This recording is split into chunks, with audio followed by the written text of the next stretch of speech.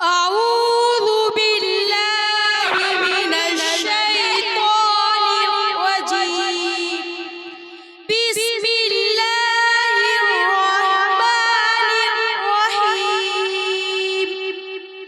الحمد لله رب العالمين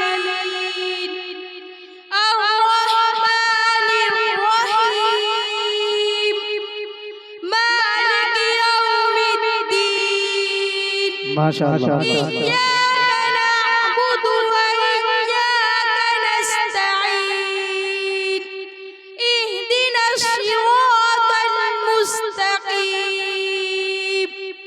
صراط الذين أنعمت عليهم غير المغضوب عليهم ولا الضالين